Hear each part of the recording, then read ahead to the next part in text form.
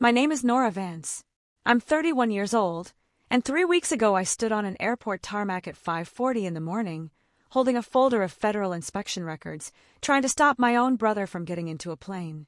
I've hesitated telling this story for a few weeks now, mostly because parts of it are still moving through an active federal investigation, and I don't want anything I say here to complicate that process. But I think there's real value in walking through exactly how those 90 minutes unfolded, methodically, decision by decision, because I suspect some of you watching are sitting on your own version of a warning nobody around you wants to hear yet. I want to tell you up front that nobody died that morning. I need you to know that before anything else, because the version of the story I've turned over in my head since, late at night, more times than I can count, always starts with the version where I was 5 minutes slower. I wasn't, but I came close enough to that version that I still remember exactly what the tarmac smelled like at that hour, exactly how cold the folder felt in my hands, exactly how my voice sounded shouting over a jet engine that was already beginning to spool up. Before I take you back to how we got there, if you've ever known something was true before you had the proof to back it up and had to move fast enough to get the proof before it was too late, hit subscribe and tell me in the comments where you're watching from. This one moves quick, so stay with me. Let me start with a hangar outside Charlotte, North Carolina, and a family business built entirely around who got to fly the plane and who got handed a clipboard at the gate. My grandfather, Everett Vance, was a decorated commercial pilot who founded Vance Air Charter in 1985 with a single turboprop and a philosophy he repeated so often it became something close to scripture in our family. The airplane doesn't care whose name is on the building. It only cares whether you did the checklist. By the time I was a teenager, Vance Air Charter had grown into a respected regional private aviation company operating a fleet of 9 jets out of 3 East Coast hubs, serving corporate clients and high-net-worth families who wanted the privacy and flexibility a commercial airline couldn't offer. My father, Russell Vance, took over as CEO in the late 1990s, and my older brother, Griffin, was groomed from childhood to be exactly what my father had once been, a pilot first, an executive second. Griffin got his first flight lesson at 11. He had his private pilot's license before he had his driver's license. Every conversation at our dinner table eventually circled back to airspeed, weather minimums, and whichever aircraft Griffin was currently training on. I loved airplanes just as much as Griffin did, for what it's worth. I just loved a different part of them. While Griffin wanted to be in the cockpit, I was endlessly fascinated by the parts of aviation nobody glamorizes. The maintenance logs, the inspection intervals, the quiet, unglamorous systems that determine whether a plane that looks perfectly fine on the outside is actually safe to fly. I used to sit in our hangar as a kid, watching our chief mechanic, a patient man named Otis Reyes, work through his logbooks, asking him question after question about torque specifications and component life limits until he'd gently tell me it was time to let him finish his shift. My father found this endearing, in the mildly dismissive way parents find a child's unusual hobby endearing right up until it stops being a hobby and starts looking like a real interest that competes with the one they'd already planned for you. By the time I was 14, endearing had quietly curdled into something closer to concern. I remember overhearing him tell my mother, through a door I wasn't supposed to be listening at, that he hoped I'd grow out of the mechanic thing before it affected how seriously clients took me if I ever worked the front-of-house side of the business. Not the maintenance side, the front-of-house side. Greeting passengers, managing catering, the part of the business that required, in his estimation, exactly zero technical understanding of the machines everyone was climbing into. There's a specific memory from around that same age that I think captures the shape of my childhood better than almost anything else. Our company hosted an annual open house for prospective corporate clients, a chance for my father to show off the fleet and the operation. Griffin, 15 at the time, was given a company polo shirt and spent the afternoon standing beside my father near the aircraft, answering basic questions about range and cabin configuration that he'd clearly been coached on beforehand. I was handed a clipboard and asked to check guests in at a registration table near the hangar entrance, a job usually staffed by an intern. I didn't mind the work itself. What I minded was watching a prospective client, a businessman from Raleigh, ask my father in front of me, "And is this your daughter? Will she be joining the flying side of things?" And hearing my father laugh, easily, warmly, and say, "Oh, Nora's more suited to keeping our guests comfortable. Griffin's the one with the aviation instincts in this family. I was standing directly behind that registration table when he said it, clipboard in hand, having spent the entire previous month reading Otis's training manuals cover to cover on my own initiative. Nobody at that open house knew that. Nobody had thought to ask. I didn't say anything that day. I checked in the next guest and smiled, because that's what you learn to do when the alternative is making a scene at your father's open house. But I remember driving home in the back seat that evening, deciding, somewhere around age 14, without fully understanding what I was deciding, that if I was always going to be handed the clipboard instead of the polo shirt, I was at least going to understand the airplanes better than anyone standing in that hangar, polo shirt or not. By the time I graduated high school, the family's expectations had solidified into something nobody bothered to explain, because nobody felt they needed to. Griffin was going to a university with a top-tier aviation program, working toward his commercial pilot's license and eventual type ratings on our fleet's jets.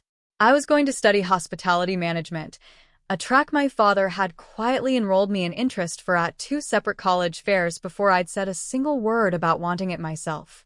I want to tell you about the specific moment I understood exactly how narrow the door was that my family had built for me. During my senior year, our regional aviation authority announced a highly competitive summer fellowship, 12 spots nationally, for high school students interested in aviation safety and maintenance careers, run in partnership with a federal aviation research lab. It included hands-on training in inspection methodology, records auditing, and airworthiness directive compliance, exactly the material I'd spent years absorbing informally by pestering Otis in our hangar. I applied without telling my parents, the same way you learn to protect anything fragile in a house that's shown you, repeatedly, what happens to things you announce too early. I got one of the 12 spots. I remember sitting in my bedroom with the acceptance letter, feeling for a few hours like something undeniable had finally happened to me. I brought it to dinner that night.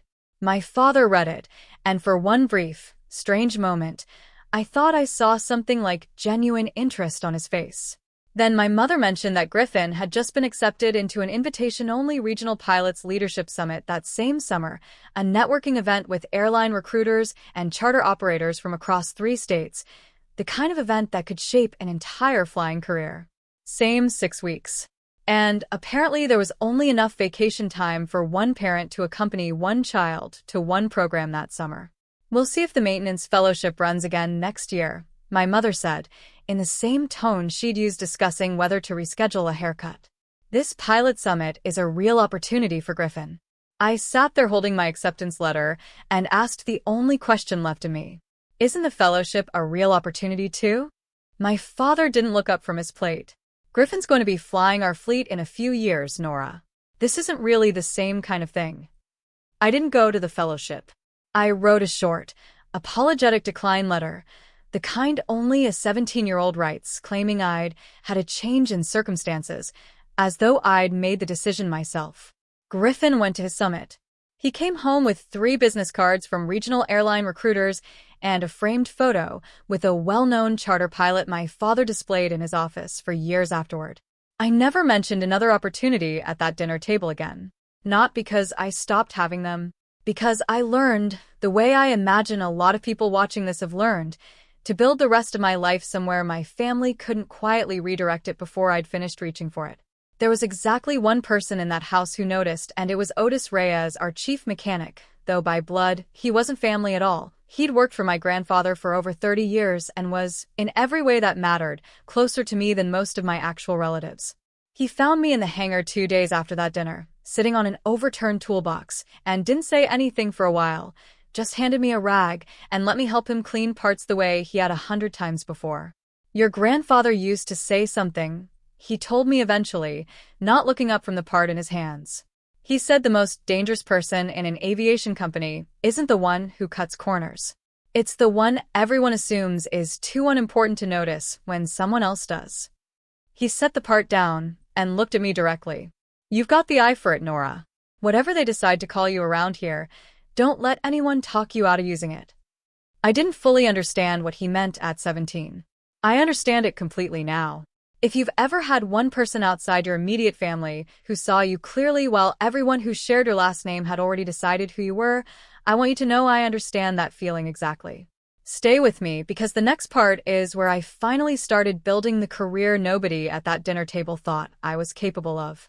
I studied aviation maintenance management and safety compliance at a state university with a respected program, paying my own way through a combination of loans and a part-time ramp job at a regional airport because the family education fund my parents referenced at every holiday had, I discovered much later, already been substantially allocated toward Griffin's flight training hours years before I ever asked for a dollar of it.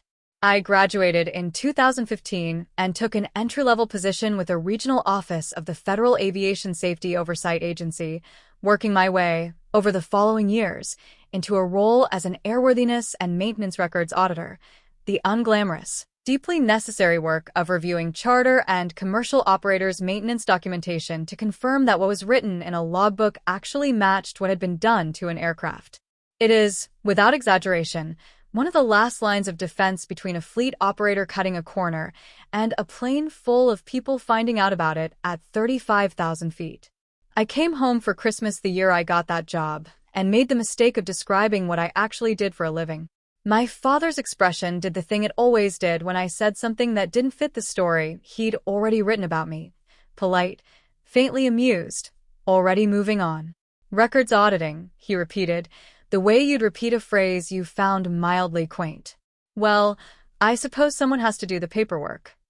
Griffin, by then a first officer working toward his captain's upgrade at a regional airline before eventually planning to join Vance Air Charter full-time, laughed along. Should have just come fly a desk for us, Nora. We could have used someone to manage the passenger lounge. Nobody at that table asked what my job actually involved, what kind of discrepancies I'd been trained to catch, or why an operator's own internal maintenance department might resist an outside audit that could delay a plane's return to service. They'd already decided, years earlier, exactly how large a role I was allowed to play in anything connected to actual airplanes, and my career simply didn't fit the shape of the box they'd built for me a decade earlier. I laughed along that night too, the way you do at Christmas. But I remember driving back to my apartment the next morning with a decision quietly forming that I didn't say out loud to a single person at that table. I wasn't going to spend my life trying to convince people who'd already closed the file on me. I was going to become good enough at the thing they dismissed that it would eventually be impossible to ignore, whether or not they ever chose to notice. I don't want to make the years that followed sound like a straight line toward competence, because they weren't. My first year as a junior auditor, I missed a discrepancy in a fuel system inspection log that a senior colleague caught during a routine cross-check. Nothing catastrophic, an administrative gap rather than an active safety issue, but it shook my confidence badly enough that I spent the following 6 months double-checking every file I touched, sometimes to the point of slowing down my own team's throughput. My supervisor at the time, a retired Navy flight engineer named Carla Whitfield, pulled me aside and told me something I've carried with me since. The auditors who scare me are the ones who never second-guess themselves. You caught your own gap eventually. That's the job. Get faster at catching it, not less careful. Carla became, in a lot of ways, the professional mentor I never had inside my own family, someone who took my instincts seriously from the very first week she supervised me, without a single moment of the polite dismissal I'd grown used to at holiday dinners. She used to say that the best auditors in the field had a specific kind of restlessness, an inability to fully relax once a document looked slightly too clean, and she told me, more than once, that she saw exactly that restlessness in me from my very first week on the job. I didn't fully believe her at the time. I believe her completely now, standing on the other side of a morning that tested exactly that restlessness against real, immediate stakes. Over the next several years, I built a reputation, entirely separate from my last name, for a particular kind of pattern recognition, the ability to look at a stack of maintenance records that appeared on their surface, perfectly compliant, and notice the specific, small inconsistencies that suggested something had been altered after the fact. Timestamps that didn't quite align with shift change logs. Component serial numbers that appeared in 2 different aircraft's records during overlapping service windows, an impossibility unless one of the records was falsified. Signatures from a mechanic who, according to separate payroll records, had been on medical leave the week a given inspection was supposedly performed. I led an investigation in 2019 that resulted in an emergency airworthiness directive against a regional cargo operator after I found a pattern of falsified engine hour logs designed to extend service intervals beyond manufacturer limits, a case that, had it gone undetected, could have led to catastrophic engine failure on an aircraft that was, by the time we grounded it, already well past its true safe operating window. That case took nearly 5 months to fully document, cross-referencing engine cycle counts against flight data recorder downloads and comparing them, line by line, against the hours reported in the operator's own maintenance software. I remember the exact moment the pattern clicked into place, sitting alone in a windowless records room at 11 at night, 3 coffee cups deep, realizing that a single engine's reported hours had been quietly reset twice across 2 different reporting periods in a way that only made sense if someone had deliberately understated its actual flight time to avoid a mandatory overhaul. That case earned me a commendation within my agency and a reputation among my colleagues as someone who didn't stop at the first plausible explanation. It never once came up at a single family gathering. My family had already decided what I did for a living was paperwork, and paperwork, in their world, wasn't a topic worth asking follow-up questions about. I want to be honest that I made a deliberate choice, early in my career, never to request or accept any assignment connected to Vance Air Charter, the same way a judge recuses from a case involving family. I didn't want to be accused, ever, of using my position to target or protect the family business, and more than that, I genuinely didn't want to know if there was something wrong there. It was easier, for years, to keep those 2 parts of my life entirely separate, the sister who got dismissed at holidays, and the investigator who'd built a real career finding exactly the kind of thing a fleet operator would never want an outsider to find. That boundary held for 8 years. It broke 3 weeks ago, at 4:15 in the morning, with a phone call I never expected to receive. If you've ever built genuine expertise in something your family treated as an unserious hobby, tell me about it in the comments below. Stay with me, though, because this is where the story stops being about being underestimated and starts being a race against a clock I could not slow down. The call came from Otis Reyes, not from anyone in my actual family, which told me immediately, before he'd said a single word, that whatever he was about to tell me mattered enough that he'd broken decades of careful professional distance to make it. "Nora," he said, his voice tight in a way I'd never heard from him in 20 years of knowing him. "I need you to listen to me carefully, and I need you to not ask me how I got this information, because I can't tell you that part yet." "Otis, what's going on?" "Tail number 926 Victor Alpha. It's scheduled for a charter flight at 6:15 this morning, out of the Charlotte facility. Griffin's flying it. VIP client, some tech executive, non-stop to Aspen." He paused, and I heard him take a breath that sounded like it cost him something. "Nora, I think that airplane's maintenance records have been falsified. I think there's an unresolved airworthiness issue on that aircraft that never actually got fixed, and I think somebody signed off on it anyway to keep the flight schedule on track." I sat up in bed, so fast I knocked a lamp off my nightstand. "Otis, what specifically are you telling me?" "There was a service bulletin issued 8 weeks ago on that airframe's hydraulic actuator assembly, a known fault pattern the manufacturer flagged after 2 incidents at other operators. It requires an inspection and, if the fault's present, a component replacement before further flight. I did that inspection myself, Nora. I found the fault. I wrote it up, grounded the aircraft, ordered the replacement part." His voice cracked slightly. 3 days ago, I came in and found the aircraft back in active rotation, with a sign-off in the logbook dated to cover the inspection, in my name, that I never actually performed a second time. Someone used my credentials to close out a repair that never happened. I sat there on the edge of my bed, one shoe on and one shoe still in my hand, feeling the full weight of what he'd just said settle over me in stages, the way bad news sometimes does when your brain refuses to process all of it at once. "Otis, how long have you known about this?" "I found the falsified entry 2 hours ago," he said. "I couldn't sleep after our shift ended. Something felt wrong about how quickly that repair order got closed out, so I went back into the system at home to double-check it. The moment I saw my own credentials on an entry I never made, for an inspection I know for a fact never happened, I called you. You were the first person I thought to call, Nora. Not your father. You. I felt the weight of that too, underneath everything else, that after 2 decades of working for my family's company, of being loyal enough to my grandfather's memory to stay long after most people would have moved on to easier work, Otis's first instinct in the moment that mattered most wasn't to call the CEO, whose name was on the building. It was to call the daughter that CEO had spent 30 years treating like she didn't belong anywhere near an airplane.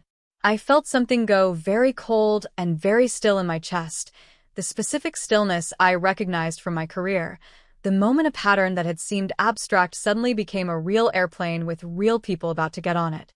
Who signed it, Otis? I don't know for certain, he said. But I know who had access to my login credentials, and I know who's under enormous pressure right now because the company's had 3 high-profile flight cancellations this month over unrelated mechanical delays, and a 4th cancellation, especially for this particular client, could cost your father a contract worth almost 1/3 of the company's annual charter revenue. My father, I said quietly. I'm not accusing him outright, Otis said. I don't have proof of who physically typed the entry. What I have is an airplane that I know, with absolute certainty, still has an unresolved hydraulic fault, scheduled to fly in less than 2 hours, with your brother in the left seat and a paying client in the back. I was already out of bed, pulling clothes on with the phone wedged against my shoulder. Otis, I need everything you have. Every document, every timestamp, everything that shows the discrepancy.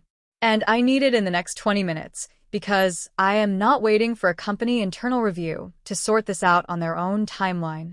I already sent what I could to your personal email, he said. Nora, I called you, and not your father, because I don't fully trust that this stops with one falsified signature. I need you to be careful. I want to walk you through what happened over the next hour and a half because the choices I made in that window are, I think, the most important part of this entire story, more important even than what happened once I actually reached the airport. My first instinct, the purely emotional one, was to call Griffin directly and tell him not to get on that plane. I actually dialed his number before stopping myself, hand shaking, and hanging up before it connected. I want to explain why I stopped, because it matters. If I called Griffin with an unverified, half-formed accusation at 4:20 in the morning, several things could happen, none of them good. He might not believe me, given our family's decades-long habit of treating my expertise as a hobby, and simply fly the airplane anyway, assuming his sister was overreacting the way our family had trained everyone to assume about me. Or he might believe me, panic, and either refuse the flight in a way that tipped off whoever had falsified the record before I had solid documentation, giving them time to alter or destroy evidence, or worse, confront our father directly in a way that turned this into a family screaming match instead of a resolved safety issue.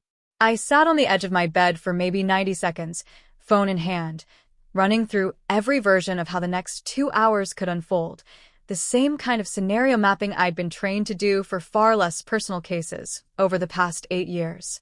I thought about every investigation I'd ever led where the difference between a clean resolution and a mess that dragged on for months came down to exactly this: whether the first person notified acted on verified information through the correct channel or reacted emotionally through the fastest available one.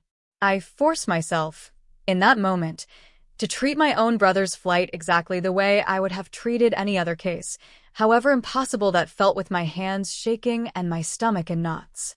I needed 2 things simultaneously, and I had less than 90 minutes to get both. Verified documentation strong enough to ground the aircraft through proper channels, and physical presence at the airport in case the paperwork process moved too slowly to stop wheels up. I called my direct supervisor at the federal agency, a woman named Denise Okafor, at 4:25 in the morning, waking her from sleep, and told her everything Otis had told me, along with the documentation he'd forwarded, the original service bulletin, his original write-up grounding the aircraft, and a maintenance log export showing the falsified re-sign-off dated to a day and time when payroll records, which Otis had also forwarded, showed him clocked into an entirely different facility 2 states away. Denise didn't hesitate. That's enough for an emergency airworthiness hold, she said. I can get a formal grounding order into the system within the hour, but Nora, You need to understand. An administrative hold doesn't physically stop an aircraft from taking off if ground crew and the flight crew aren't notified in time. If this flight is wheels up before the order reaches the airport authority and the operator's dispatch office, the paperwork alone won't stop it. I'm going to the airport, I said. Nora, that's not standard procedure for an auditor, and given your family connection to this specific operator, it could create real complications for how this case is handled afterward. Denise, my brother is going to be in the left seat of an aircraft with a known unresolved hydraulic fault in under 2 hours. I am not waiting for a form to travel through channels while that happens. File the emergency hold. I'm going to make sure someone with authority over that tarmac actually sees it before that plane moves. I drove to the airport with a folder Otis had sent me printed and sitting on my passenger seat, checking my phone every few minutes for confirmation that Denise's emergency hold had been filed and transmitted to the airport's air traffic control tower and to Vance Air Charter's own dispatch office, the two places with actual physical authority to stop an aircraft before departure. I reached the private aviation terminal at 5:35 in the morning, 40 minutes before scheduled departure. I want to describe what that walk toward the gate actually felt like, because I've relived it more times than any other moment in my career. The terminal was quiet, the way private aviation facilities always are at that hour, a handful of ground crew moving between aircraft under floodlights, the distant whine of an auxiliary power unit already running on 926 Victor Alpha's tail. I found the operations desk and identified myself, both as a federal aviation safety auditor and, for the first time in my professional life, as Nora Vance, daughter of the company's CEO. I asked whether an emergency airworthiness hold had been received for tail number 926 Victor Alpha. The dispatcher, a young man who clearly had no idea what to do with the collision of those two facts, told me he'd need to check with his supervisor. I remember the look on his face specifically, a kind of visible short circuit as he tried to reconcile the calm, procedural language I was using with the obvious urgency underneath it, and with the fact that I'd just introduced myself with the same last name printed on the side of every aircraft parked on that ramp. He glanced at the folder in my hand, at my street clothes, at the clock on the wall, and I watched him decide, in real time, that whatever was happening was well outside anything his training had prepared him to handle at 5:35 in the morning. I didn't have time for a supervisor. I walked past the desk, out onto the ramp through a side door I had no official authorization to use, but also no security clearance actively preventing, and toward the aircraft, where I could see the boarding stairs still down, catering being loaded, and Griffin in uniform, doing his external pre-flight walk-around with the kind of calm, practiced focus I remembered from watching him as a teenager. "Griffin!" I shouted, closing the distance across the ramp, the folder gripped hard enough in my hand that my knuckles had gone white. He turned, confusion crossing his face at the sight of me, in street clothes, on an active ramp at 5:40 in the morning. "Nora? What are you doing here?" I want to describe what those few seconds felt like, closing the gap between us across that ramp, because it's the part of the story I've relived the most. The engine's auxiliary power unit was humming, a low mechanical drone that made everything feel slightly unreal, like the whole scene was happening a half-second out of sync with itself. I could see the folder's edges bending in my grip. I could see Griffin's face shift from confusion to something more alert as he registered that I wasn't just visiting, that something in my expression didn't match a casual morning surprise. Behind him, a ground crew member was still loading the last of the catering carts, entirely unaware that the next few minutes were going to determine whether any of this mattered at all. "You cannot fly this airplane," I said, closing the last few yards between us. "There's an unresolved hydraulic actuator fault on this airframe. It was found and documented 8 weeks ago by Otis Reyes. It was never actually repaired. Someone falsified a sign-off using his credentials 3 days ago to put this aircraft back into rotation." Griffin's face did something complicated, disbelief and the beginning of alarm moving across it in quick succession. "Nora, that's not. The maintenance logs show a completed inspection and repair. I checked them myself before I signed the release." "The logs are falsified, Griffin. I have Otis's original write-up. I have his payroll record showing he was 2 states away on the date the sign-off claims he performed the second inspection. I have a federal emergency airworthiness hold that should already be in your dispatch office's system." He looked down at the folder in my hands, then back up at me, and I watched him do something I don't think he'd ever consciously done before in his life. Actually weigh my word, as an expert, against the word of the maintenance department and, implicitly, against our father's authority. "Show me," he said. I opened the folder right there on the ramp, engine noise humming behind us, and walked him through it as fast as I could. Otis's original inspection write-up dated 8 weeks earlier, the payroll record showing his location on the date of the falsified sign-off, the manufacturer's service bulletin describing the exact fault pattern. Griffin read it in maybe 45 seconds, the fastest I've ever seen anyone absorb a technical document, and when he looked back up at me, whatever remained of his disbelief was gone entirely. A voice cut across the ramp before Griffin could respond. "Nora, what in God's name are you doing out here?" My father, in a suit despite the early hour, walking quickly across the tarmac from the direction of the terminal, his expression somewhere between fury and barely controlled panic. Behind him, the dispatcher who'd waved him over, clearly relieved to hand the situation to someone with more authority than himself. "I'm stopping this flight, Dad," I said. "This airplane has an unresolved hydraulic fault. I have documentation. There's a federal emergency hold that should have already grounded this tail number."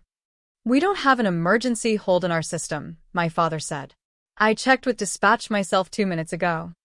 I felt something drop in my stomach. A transmission delay, a filing lag, exactly the gap Denise had warned me about. "Then it's coming," I said, pulling out my phone, hands shaking now in a way I couldn't fully control. "It's been filed. I confirmed it with my supervisor 20 minutes ago. Dad, I need you to hold this flight until it clears through your dispatch office, however long that takes. Nora, this client is worth nearly 1/3 of our annual charter revenue. We've had 3 cancellations this month already. If we ground this flight over a paperwork dispute between you and Otis." "It's not a paperwork dispute, Dad." My voice came out louder than I intended, loud enough that the 2 ground crew members loading catering nearby stopped and looked over. Someone used Otis's credentials to falsify a repair that never happened on an aircraft with a documented hydraulic fault that a manufacturer service bulletin specifically flagged after 2 incidents at other operators. That is not a paperwork dispute. That is a plane that should not be flying, with your son in the cockpit and a paying client in the cabin. The engine's auxiliary power unit hummed behind us, and somewhere inside the terminal I could hear, faintly, the sound of a phone ringing, insistent, unanswered. I want to slow down here because this is the part of the story people ask me about most, and I think the details matter more than the drama. My father did not, in that moment, immediately admit to anything. What he did was worse, in its own way, and more human. He stood on that tarmac, calculating, visibly, the cost of grounding a flight worth a fortune in revenue against a claim from a daughter he'd spent 30 years filing under, the paperwork one, while an auxiliary power unit hummed behind him and a phone rang, unanswered, somewhere in a dispatch office that hadn't yet received an emergency hold that was, at that exact moment, somewhere in a federal transmission queue. "Griffin," my father said finally, turning to my brother, "finish your walk around. We're on a schedule." Griffin didn't move. I want to tell you honestly that this is the moment I'm proudest of in this entire story, prouder even than the moment the actual hold cleared, because it happened before any external authority arrived to force anyone's hand. My brother, the golden child who'd spent his entire life on the other side of every door our family kept closed to me, looked at our father, then at me, then back at our father, and said, quietly but with a steadiness I'd never heard from him before, "Dad, if there's any real chance what Nora's saying is true, I am not getting in that cockpit. I don't care what it costs." My father's face went through something I still can't fully describe, some combination of fury and fear and, underneath both, something that might have been the beginning of shame. "Griffin." "Dad," Griffin said again, firmer. "She's not the one who's ever been wrong about an airplane in this family. She's the one who actually studied how they work." That was the moment the dispatcher came running out from the terminal, phone in hand, waving it over his head. "Mr. Vance, emergency FAA airworthiness hold just came through the system. Tail number 926 Victor Alpha, effective immediately, grounded pending investigation." He looked genuinely like he didn't know which direction to run first. My father stood very still on that tarmac for a long moment, the engine's auxiliary power unit still humming behind us, the sun just beginning to lighten the sky at the edges. Then, quietly, without looking at me, he said, "Shut it down. Tell the client we have a mechanical delay." I want to be honest that I didn't feel triumphant in that moment. I felt mostly exhausted and something close to sick, standing on a tarmac at dawn having just watched my father choose, for one visible, unmistakable moment, revenue over his own children's safety before an external authority forced his hand. Federal investigators arrived within the hour, and 926 Victor Alpha was formally impounded pending a full airworthiness and records investigation. What they found, over the following weeks, confirmed everything Otis had told me and added detail I hadn't expected. I want to describe what those first hours after the investigators arrived actually felt like, standing on a ramp that had, within the space of a single sunrise, transformed from a routine departure point into an active federal investigation scene. Yellow tape appeared around the aircraft. Investigators and windbreakers with agency insignia began photographing the hydraulic system access panel. My father stood off to one side, on his phone with the company's legal counsel, his voice pitched low enough that I couldn't make out the words, only the tension in his posture. Griffin stood next to me for most of it, not saying much, occasionally glancing over at our father with an expression I couldn't quite read, somewhere between anger and a grief I recognized, because I'd been carrying a version of it myself for most of my adult life. The hydraulic actuator fault was, in fact, present and unrepaired, exactly as Otis had originally documented. Had that flight departed and encountered the kind of stress event the manufacturer's service bulletin warned about, a hard landing, significant turbulence, and aggressive maneuver during weather avoidance, investigators later assessed a credible risk of partial hydraulic system failure during a critical phase of flight. I don't want to overstate that risk into something more certain than it was. Aviation safety findings deal in probabilities and margins, not guarantees of disaster. But the margin that flight would have been operating within was significantly thinner than any passenger boarding that aircraft would have had reason to believe. I asked the lead investigator, once she felt comfortable sharing some of the technical findings with me given my own professional background, what specifically would have happened if that actuator had failed mid-flight under the kind of stress event the bulletin described. She was careful in her answer, the way good investigators always are about speculative outcomes, but she told me enough for me to understand that the phrase credible risk in her official assessment was not a formality. It was as close as her report could get, within the bounds of professional caution, to saying that Griffin's flight that morning was not simply a technical violation waiting to be caught. It was a genuine, specific danger that happened to be caught in time. The falsified sign-off was traced, through login timestamps and an internal review of facility access logs, to Vance Air Charter's maintenance operations manager, a man named Curtis Deal who had worked for the company for over a decade and who, investigators found, had been under direct pressure from my father for weeks to keep the fleet's on-time performance metrics from slipping further after a string of unrelated mechanical delays that quarter. Curtis, once interviewed, stated that my father had told him, in a conversation Curtis recorded on his own phone without my father's knowledge, that the client scheduled for that morning's flight could not, under any circumstances, be delayed again, and that Curtis should find a way to get that tail number back in the schedule, regardless of the outstanding repair order. My father maintained, and continues to maintain, that he never explicitly instructed Curtis to falsify a maintenance record, only to expedite the repair and return-to-service process. The recording, once reviewed by investigators and later by the company's outside legal counsel, was found to be ambiguous enough on that specific point that no criminal charges were filed against my father directly. Curtis Deal was terminated and separately is currently facing his own regulatory consequences, including a potential suspension of his mechanic certification for the falsified entry itself. I've thought about Curtis more than I initially expected to, given how much of this story naturally centers on my own family. It's easy, telling a story like this, to sort everyone neatly into the person who acted badly and the people who suffered for it. Real situations are rarely that clean, and I've tried, in telling this one, to leave room for that complexity rather than flattening it for the sake of a tidier ending. He wasn't a villain in the way I might have imagined before all of this happened.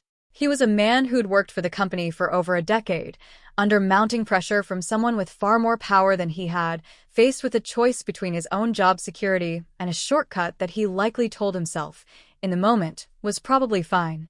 I don't say that to excuse what he did. Falsifying a federal maintenance record is a serious act with serious consequences, and he's facing those consequences appropriately. More often, situations like this involve ordinary, otherwise decent people, under enough pressure from above, deciding that one shortcut, just this once, probably won't matter. It mattered here. It very nearly mattered in the worst possible way, and I think that's the detail worth sitting with longer than any single villain would be. I say it because I think it's worth understanding that these situations rarely involve a single obviously evil person making an obviously evil choice. More often, they involve ordinary, otherwise decent people, under enough pressure from above, deciding that one shortcut, just this once, probably won't matter. It mattered. It very nearly mattered in the worst possible way. Vance Air Charter's entire fleet was subjected to an expanded federal audit as a result of the investigation, a process that, as of this recording, is still ongoing and has already resulted in 2 additional aircraft being temporarily grounded for unrelated but overdue inspection items that had been quietly deferred over the preceding year. I learned, partway through that expanded audit, that the pressure Curtis Deal described wasn't limited to the one flight I'd stopped that morning.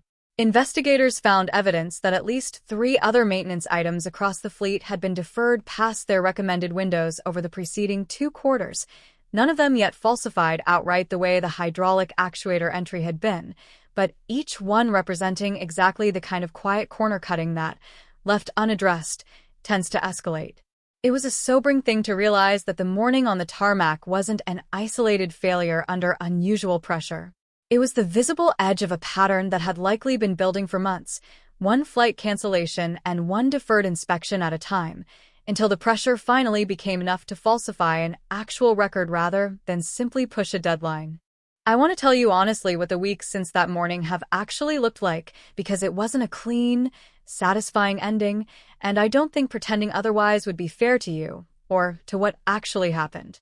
My relationship with my father is, right now, close to non-existent. We've spoken exactly twice since that morning, both times brief, both times about logistics related to the ongoing federal investigation rather than anything personal. I don't know if that relationship rebuilds into something over time. I've made peace, mostly, with the possibility that it doesn't. There's a specific kind of grief in watching a parent choose, even briefly, even under pressure, revenue over his own son's physical safety, and I don't think that's something either of us gets to simply move past on a convenient timeline. I've replayed that moment on the tarmac more times than I can count, the specific stillness on my father's face while he calculated, visibly, whether a daughter's warning was worth the cost of a delayed client relationship. I don't think he's a monster. I think he's a man who spent 3 decades building a business around a philosophy his own father gave him, about checklists mattering more than names on buildings, and somewhere along the way let mounting financial pressure quietly erode the very principle the whole company was supposedly built on. That doesn't excuse what happened. It just makes it sadder, in a way, than if he'd simply been careless or cruel from the start. Griffin and I, on the other hand, have grown closer in the past 3 weeks than we have in the previous 15 years combined. He took an unpaid leave from his position at Vance Air Charter almost immediately after the investigation began, telling me, in a conversation late one night that lasted almost until sunrise, that he didn't know yet whether he could keep flying for a company his own father had been willing to risk his life to protect. "I spent my whole life getting handed everything in this family," he told me. "I never once had to ask what it actually cost someone else. I think I understand now." That conversation went on for hours, longer than any conversation we'd had as adults, longer maybe than any conversation we'd had since we were kids sharing a room on family trips before the business fully carved us into the roles we'd occupy for the next 2 decades. He asked me, at one point, whether I'd ever resented him, specifically, rather than just our parents, for taking up the space I'd wanted for myself. I told him honestly that I had, for years, quietly, in a way I'd never said out loud to anyone. He didn't get defensive about it.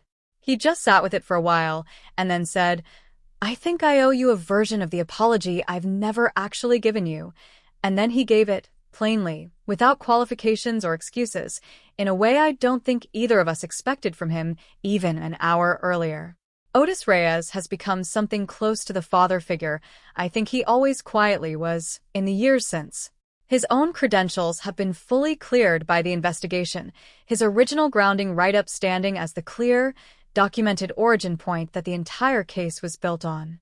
The federal agency I work for has formally recognized his cooperation, and I've watched, with real pride, as colleagues who once knew him only as a name in a case file have started treating him the way I always thought he deserved to be treated, as the person whose careful, unglamorous documentation ultimately kept a plane full of people safe.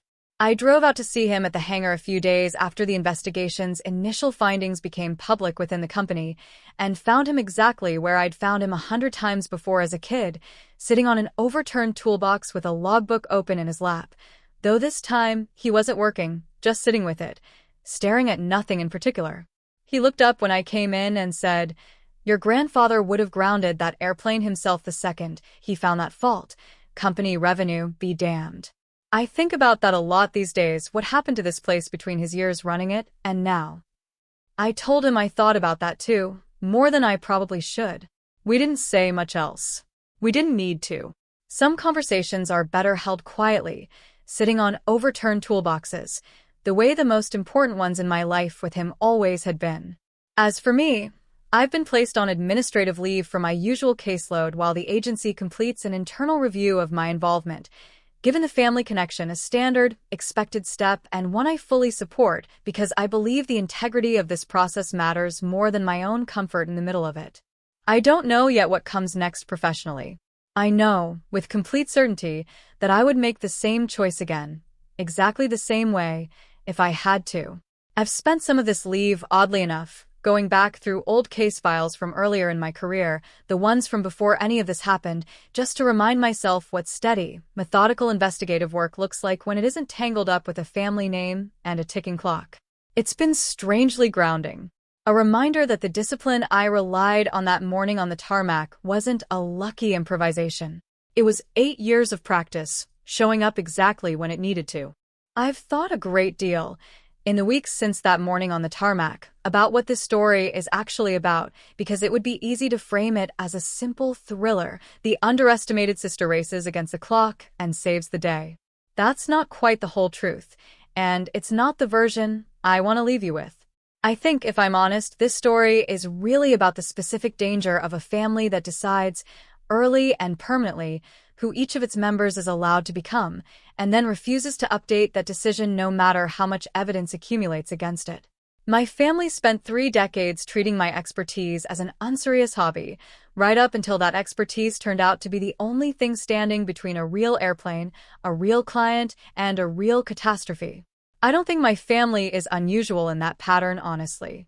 I think most families do some version of this, deciding early who the serious one is and who the sensitive or quirky or dramatic one is, and then spending decades interpreting new evidence through that original, outdated lens instead of updating it. The only difference in my case is that the stakes of that outdated lens finally became impossible to ignore on one specific morning on one specific tarmac. Here's what I actually learned. Being dismissed for over a decade as the paperwork one, as someone whose expertise was a quaint hobby rather than a real skill, never once made that expertise less real. It just meant nobody in my family was paying attention when it mattered most, right up until the one morning it mattered more than anything else ever had. I didn't build a career in aviation safety to prove anything to my father. I built it because, somewhere in a hangar as a kid, watching Otis work through a logbook, I found the one thing in my life nobody had assigned to me first, and it turned out to be the thing that mattered most when it counted. I also learned something about the specific discipline required to move fast without moving recklessly, especially when the stakes are as high as they were that morning. Every choice I made in that 90-minute window, calling my supervisor before calling Griffin, driving to the airport instead of waiting for paperwork to clear on its own, Walking onto that ramp instead of waiting at the operations desk for permission was built around one priority held above every other consideration: stopping that specific airplane from leaving the ground before anyone else got hurt. Everything else, the family fallout, the professional complications, the uncertainty about what came next for any of us, was secondary, and I think that clarity is the only reason the story ended with everyone still standing on that tarmac instead of somewhere far worse. I've asked myself, more than once in the week since, whether I would have moved as fast if the aircraft in question hadn't had my own brother scheduled in the cockpit. I want to be honest that I don't fully know the answer. I'd like to believe I'd have moved with the same urgency for any flight, any crew, any passenger I'd never met. I think professionally I probably would have, given how seriously I've always taken this work. But I won't pretend the specific terror of it being Griffin's name on that flight manifest didn't sharpen every decision I made that morning into something close to instinct, stripped of hesitation. Maybe that's simply what it takes sometimes, the personal stakes making unmistakably clear what should have been treated as urgent regardless of whose name was involved. If there's one thing I want you to take from this, it's this. If you've built real expertise in something the people closest to you decided to treat as unserious, trust it anyway. Keep building it anyway. You may spend years, like I did, watching that expertise get waved off as a hobby at every family dinner. But expertise built honestly, over years, in the quiet, unglamorous parts of a field nobody else wanted to look closely at, has a way of becoming exactly the thing that matters most in the one moment it's actually needed. Mine did. I hope if you're ever standing on your own version of that tarmac, yours does too. I think about Otis's original phrase often now, the one my grandfather apparently used to say, that the most dangerous person in an aviation company isn't the one who cuts corners, it's the one everyone assumes is too unimportant to notice when someone else does. I spent 30 years being that person in my own family, dismissed, redirected, handed the clipboard instead of the polo shirt. I understand now that being underestimated in that specific way isn't a wound you simply have to carry forever. Sometimes it's exactly the position you need to be standing in the one morning it actually counts, because nobody thought to watch you closely enough to stop you from noticing what needed to be noticed. Griffin called me last week, unprompted, just to check in, no business reason attached to it at all. It was a short call, nothing dramatic, but it was the first time in our adult lives either of us had called the other simply because we wanted to, not because a family event required it or a crisis demanded it. That, more than the investigation, more than the tarmac, more than any of it, is the part of this story I find myself thinking about most at the end of a long day. Thank you for staying with me through this one. If this story had your heart racing, if it reminded you of your own expertise being dismissed by people who should have known better, leave a comment and let me know. Hit subscribe if you haven't already, and check the description for another story I think you'll connect with just as much. One last thing, before I let you go. If you've spent years building real skill in something the people closest to you treated as a hobby, a quirk, a paperwork job not worth asking follow-up questions about, I want you to hold on to it anyway.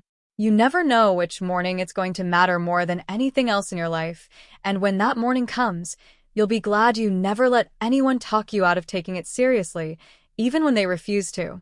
I'll add one final note, mostly for my own sake as much as yours. In the weeks since, I've caught myself doing something I never used to do before that morning, double-checking things twice that I would have once been satisfied checking once, not out of anxiety, but out of a new, clear-eyed understanding of exactly what a single overlooked detail can cost. I don't think that's a burden.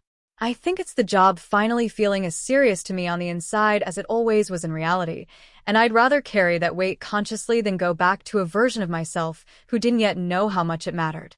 Until next time, this is Nora, and I'm the one who got there before the wheels ever left the ground. Thanks so much for watching, and I'll see you in the next one. Stay curious about the things everyone else has already decided don't matter. Sometimes they're the only thing that does, and sometimes noticing them is the whole job.